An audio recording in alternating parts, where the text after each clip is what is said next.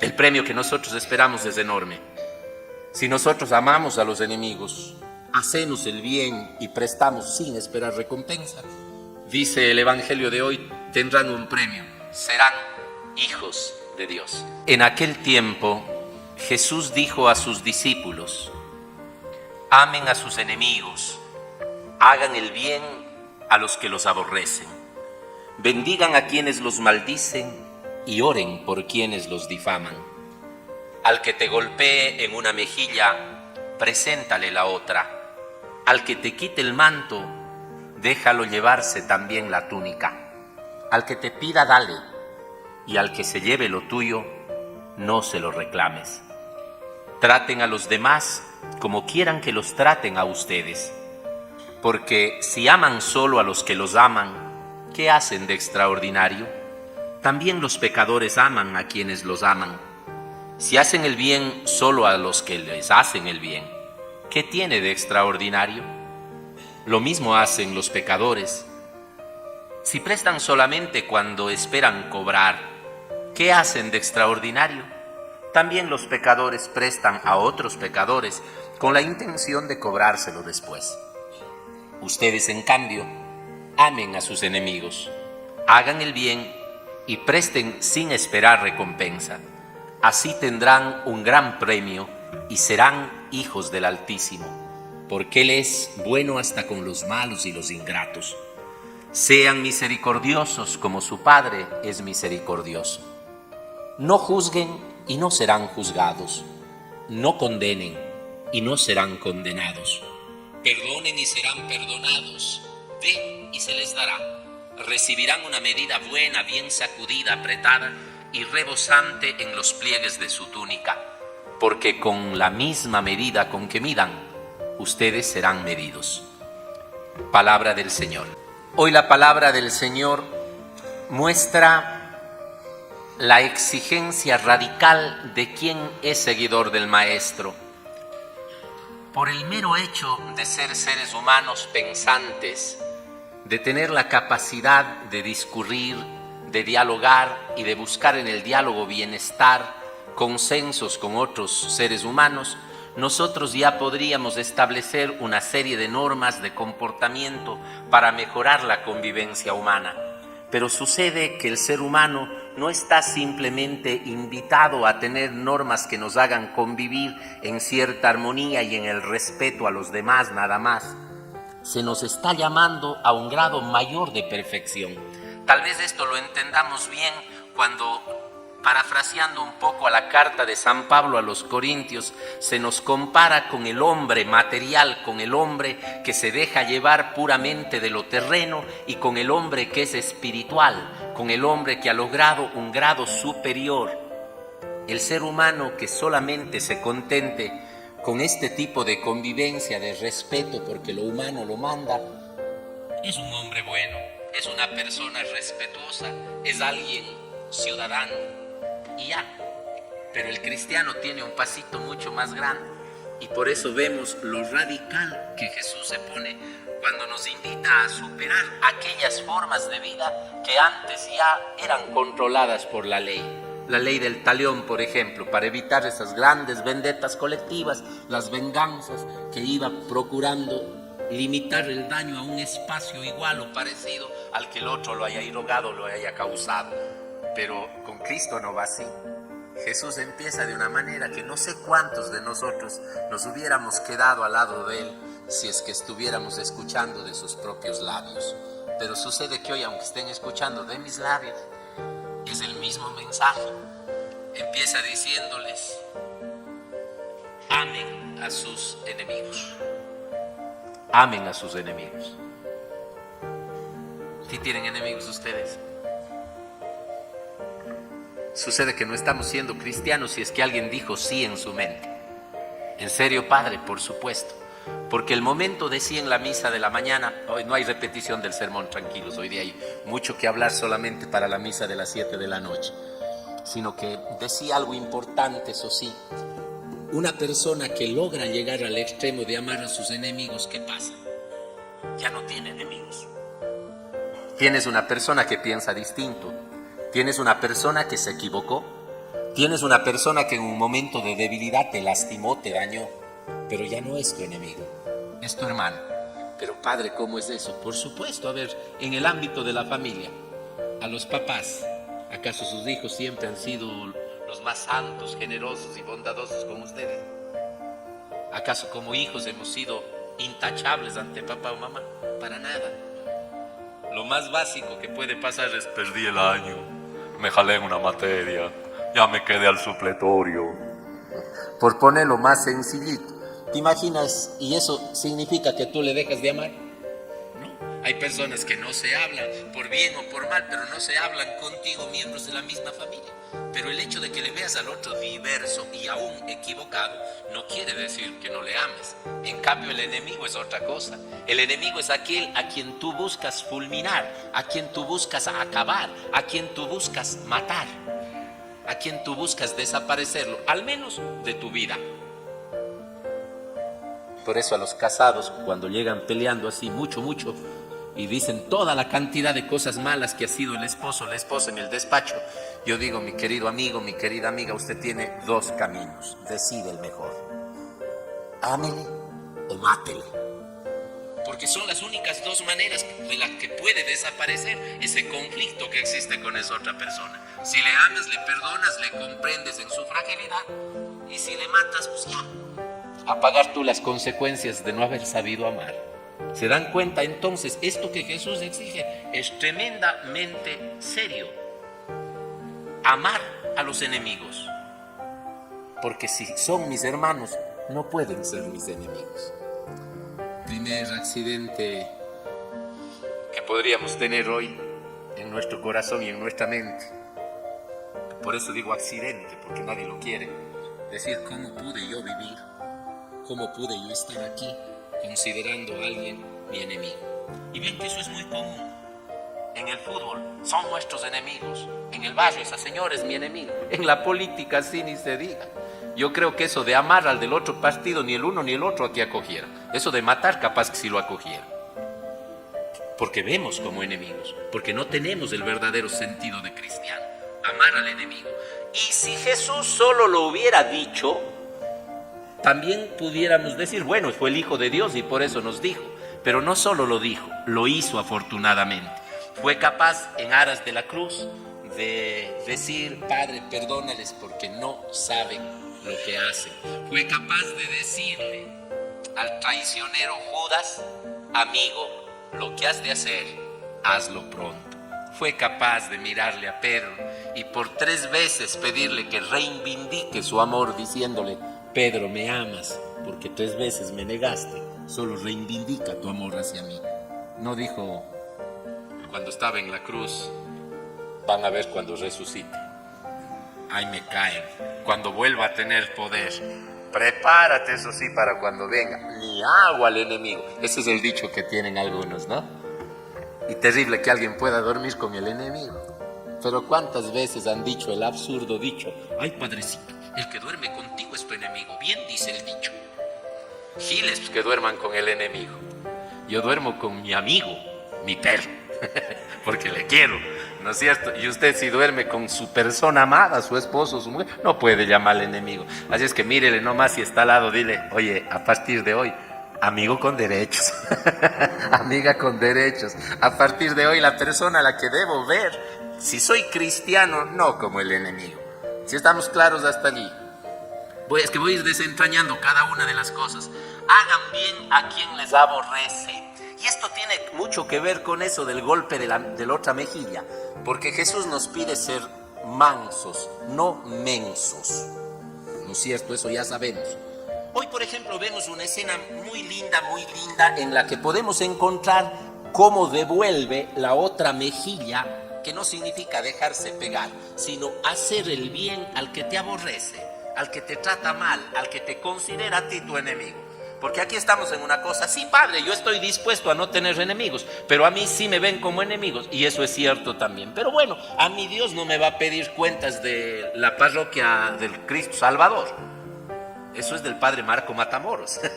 Él tiene que responder por su parroquia. A mí me va a pedir cuentas de esta comunidad que es mía, ¿no es cierto? Que se me encargó como servidor de la comunidad. Entonces, muchas veces ya no depende de nosotros. Eso es verdad. Las actitudes del otro, lo que pueda hacer tu esposo, tu esposa, tu amigo, lo que hagan las personas que no se abren a la gracia de Dios, ya no puedo transformar, pero puedo hacer dos cosas al menos: orar, dar testimonio y devolver bien por mal. Eso es dar la otra mejilla. ¿Cuál es la escena que hoy día encontramos en el libro de Samuel?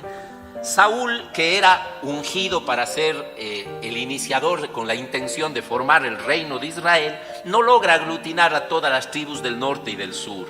En cambio, David era pequeño, era débil, no era un líder fuerte militar, pero estaba lleno de la gracia y del Espíritu de Dios, y empieza a llevar mucha expectativa en la gente y empieza a tener muchos seguidores. Esto se agudiza enormemente en la guerra con los filisteos cuando mata a Sansón, ¿no? Y ya me fui por otro personaje, por Sansón, a Goliat, al gigante Goliat, ¿no? Y allí es cuando el pueblo se volca prácticamente al apoyo a David. Obviamente, humanamente hay celos y Saúl quiere matarlo, y se ve que va a enfrentarle a David con la intención de matarle con 3,000 hombres. Quiere decir que lo que quería es matarle al enemigo, desaparecerle al enemigo. Y en esas consecuencias de la vida, en esas cosas que siempre pasan, porque a veces pensamos que nunca va a voltearse la tortilla, Saúl se encuentra dormido cuando David y Abisai le encuentran ahí en medio de los carros dormido. Imagínense, no era ningún santito David tampoco, aunque este texto trata de canonizarlo un poco, pero se ve que estaban confrontados, porque en lo humano siempre va a haber confrontación. En lo humano siempre va a haber alguien que golpee, alguien que lastime, alguien que resienta. Y Abisai le dice: mira, Dios lo puso en tus manos. Como a veces podemos decir equivocadamente, Diosito me dio la oportunidad de desquitarme. ¡Qué chunchos ya! Dios nunca te va a dar la oportunidad de desquitarte. Dios te va a dar la oportunidad de que ames, y por eso tal vez te presenta al frente a quien debes amar y no a quien debes matar. Y le dice a Abisai: déjame, yo le clavo con un solo golpe de espada, de lanza, este no necesita dos, y con su misma lanza. O sea, vos ni te ensucias las manos. La respuesta de David es la respuesta de quien da bien por mal. No. ¿Acaso puede quedar sin castigo el que peca contra el ungido de Dios? Él reconoce eso, y claro, ya dije, es manso no menso. Se lleva la lanza, se lleva el agua, como para decir: ve, estuviste en mi mano, no te devolví mal, te devolví bien. Y por eso Dios lo reconoce, y después será elegido el gran rey, y él sí logra unificar las tribus del norte y del sur y formar el reino de Israel en un apogeo enorme que llegará con su hijo Salomón. Dense cuenta, entonces, muchas veces Dios nos está dando no la oportunidad de vengarse, te está dando la oportunidad de amar y de perdonar. Apliquemos esto a cosas del día a día. Nunca falta el hijo rebelde que le dice al papá: yo no he de ser como usted, yo no he de hacer las cosas como usted, va a ver cómo me va bien, y va echando pestes y se va de la casa. Y después, cuando la vida le da vueltas y fracasa económicamente en el negocio y llega así con las cajas destempladas: papá, ¿me puede ayudar? El papá, en vez de decirle: ya ves, hijito, Diosito te puso en mi mano, ya ves, ahora dime, pero dime lo que me dijiste. ¿Cuántas veces podemos decir eso? Le dice: ya, mijo, sé que te equivocaste, pero como te amo, esta es tu casa. Es la parábola del hijo pródigo. ¿Cuántos maridos y cuántas mujeres? Ya no te aguanto, ya no te soporto, estás viejo, gordo y calvo. Eres temático, eres temática, eres chinche, no te soporto. Celosa, neurótica, paranoica, ya no, basta, tóxica. Esas expresiones muy de la discusión, no. Es que nadie le dice: mi gorda bella, no seas mala. No decimos eso. Tratamos de lastimar, tratamos de clavar la lanza. No. En vez de estar con eso: ya ves, ahora te tocó volver después de lo que me dijiste. Si tu corazón es capaz de amar, ama y perdona. Y devuelve bien por mal. Es lo que yo le digo a mucha gente. Cuando me dicen: pero padre, ¿cómo hago si es que esto, si es que el otro? Digo: a ver, usted no haga el mal, Haga bien siempre que pueda. Pero es que a mí me hacen daño. Usted no diga nada. Haga bien siempre que pueda. Caso concreto, de esos ejemplos que a mí me gustan poner. Padre, mi suegra y mi suegro no me pueden ni ver, pero si no voy a la casa de mi suegra y de mi suegro, mi marido se molesta. ¿Qué hago? Vaya, no diga nada, no haga nada. Si se va o si no se va, va a tener problemas. Usted no diga nada. Usted no haga nada. Y algún día él se va a dar cuenta. Pero padres que me dan... No, es que si a usted le dan ganas de hacer algo, entonces ahí sí ya estamos mal. Porque usted ahí está actuando mal. Ponga un poquito de distancia. Sigue conversando bien con su marido. Usted le dice, yo no voy a ir todas las semanas. Tú sabes cómo me insultan. En tu propia cara. Vamos el Día de la Madre, vamos en Navidad, vamos en Carnaval para hacerle bañar bien a la señora. vamos en el Año Nuevo, pero no más. Y el marido te dice, sí, muy bien. Pero ¿y si me viene algún día a visitar en la casa? Recíbale muy bien. Invítele un café, hágale sentar, muéstrele cómo se trata al hermano. No solo cómo trata a la persona educada, sino cómo trata el que es de Dios. Sí, padre, no. Ya está, ahí estás dando el bien por mal. Este amigo me hizo tal cosa y me pidió un favor. Hágale. Eso es devolver el bien por mal. No siga con él de ñañitos, enchangados. No. Por separados, con distancia, tal vez, para evitar roces, pero devuelva bien por mal. Eso es dar la otra mejilla. Eso es ser capaz, ¿no es cierto?, de hacer el bien al que me aborrece. Bendiga al que le maldice. Toditos pecamos de lengua. Díganle al padre Marcelo. Y eso que ahora no soy nada comparado con lo que era. Un gran bozal para mí ha sido la red social, porque me tengo que medir en lo que digo. ¿Te acuerdas Jefferson en el Cristo del Consuelo, cuando no había el aparato de la cámara, cómo hablaba el padre Marcelo? Ahí sí hubiera querido que me oigan. Era, pero, motosierra. Todos pecamos de eso. Estoy presentando mi pecado primero. Pero si nosotros caemos en ese dimes y diretes, en el ser el último en que dice la mala palabra, el último en que dice la última palabra, el último en que lanza la mayor ofensa, ¿cómo acabamos? Lo que pasa es que si usted maldice, habla mal, hace mal, dice mal, piensa mal, siente mal, en el fondo, ¿qué va volviéndose usted? Malo. Tenga en su cama pulgas, chinches, piojos y garrapatas. ¿Quién va a ser el fregado? Usted. Pero si usted, aunque caiga eso, limpia de su vida, limpia de su cama, dije, porque eso es notorio, va a darse cuenta que es alguien libre. Eso de maldecir es tremendo. Nunca maldigan a nadie. ¿Saben por qué? Porque la maldición a la final termina cayendo contra ti. Porque el mal lo has acarreado tú a tu vida. Ay, pero me hicieron esto. ¿Acaso puede haber maldición más grande que hacer el mal y no amar? ¿Acaso puede haber maldición más grande que vivir sin Dios? ¿Para qué necesitas maldecirle? Si solita la persona mala, la persona violenta, la persona agresiva ya se está maldiciendo a sí mismo. ¿Para qué necesitas hacerlo tú?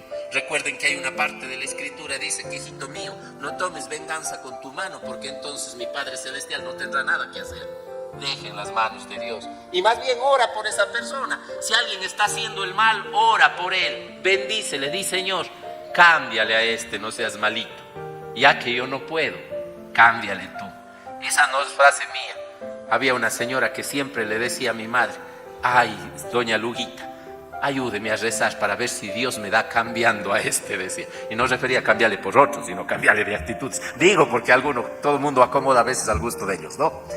Hay otra actitud tan linda que nos dice hoy eso del manto, si te lo quita, dale también la túnica, al que pide, dale, al que se lleva lo tuyo, no lo reclames. Esto tiene que ver con una sola palabra. Las dos primeras podríamos hablar del amor y la misericordia, del saber perdonar, el saber comprender, pero esta habla de algo enorme que manifiesta el amor de Dios, que es la generosidad. Si tú das esperando algo a cambio, mi querido hermano, siempre te vas a sentir frustrado. Cuando tú das esperando, nuestras expectativas siempre son superiores. Cuando tú te vas sin hacer expectativas a algo, siempre sales sorprendido. Eso es lo que nos pasa. Cuando tú no esperas algo de alguien y te dan lo mínimo que pueda, vas a sentir la sorpresa de que fuiste premiado con más de lo que te esperabas. Pero si tú ya te haces las expectativas, el negocio es malo. Cuando te dicen una cosa, no, es que esto es así, y tú te vas creando el gigante en tu cabeza, llegas y lo ves y dices, eso ha sido. Por supuesto. Y eso nos pasa en la vida. Normalmente dice, ¿acaso los malos también no hacen eso? Nos dice el Evangelio de hoy. El malo ayuda al que le ayuda, el malo perdona al que le perdona, el malo hace el bien al que le hace el bien. Tú tienes que ser diferente, da con generosidad sin esperar nada a cambio, porque eso nos da Dios. Nos dio la vida aunque tantos burros le neguemos. Nos dio la vida, nos dio un mundo, aunque tantos de nosotros creamos que es privilegio, derecho nuestro o alcance de nuestra sabiduría. Nos ha dado todo, aunque a veces lo desperdiciamos, la libertad, la familia, los dones. Pero si tú supieras dar como Él sin esperar nada, serías como Él. Ese Dios que es bueno y misericordioso, dijimos en el Salmo. Pero si hay premio, esto sí es repetido de las 11. Si hay premio, ¿saben cuál es el premio? Pero no premio baratijas. No premio como los políticos, dan camiseta para obtener un voto. Dan un beso aunque después se vayan a lavar la cara. El premio que nosotros esperamos es enorme. Si nosotros amamos a los enemigos, hacemos el bien y prestamos sin esperar recompensa, dice el Evangelio de hoy, tendrán un premio, serán hijos de Dios. Ese es el premio que tenemos, ese es el premio que aspiramos, ser capaz de reflejar el amor del Padre en nuestro pobre amor, ser capaz de reflejar al Dios Santo en nuestra vida que no es tan santa, ser capaces de hacer, como decía San Pablo, de este cuerpo humano, de este cuerpo puramente terrenal, un ser espiritual que sabe ver valores mucho más grandes. Y si el Padre es bueno, misericordioso hasta con los ingratos y los malos, así también estoy yo llamado a ser misericordioso como mi Padre Celestial es misericordioso. Ese es el premio que tenemos que aspirar. Porque si prestas una plata a un pobre que no te puede dar, devolver, y si te devuelve, prestaste $100, te devuelven los $100, esos $100 se van a acabar. Pero si prestaste sin esperar nada a cambio, ya tienes la gratitud de esa persona, ya tienes bondad y paz en tu corazón, capaz que hasta un día te devuelve y hasta con creces, porque la vida da la vuelta. Pero sobre todo Dios dirá, este sí es mi hijo, esta sí es mi hija, porque ha sido misericordioso como yo he sido con él. No juzguen y no serán juzgados, no condenen y no serán condenados, perdonen y se les perdonará y se les dará con abundancia, porque el que da, recibe. ¿Quién quiere ser usted? ¿Un simple negociante de cosas humanas? ¿Un simple esperanzado de recibir algo que ha de ir dejando? ¿O aquel que quiere arrebatar el cielo con cada una de las obras de su amor? Que Dios nos ayude y que seamos misericordiosos como Papito, que es misericordioso. Que así sea.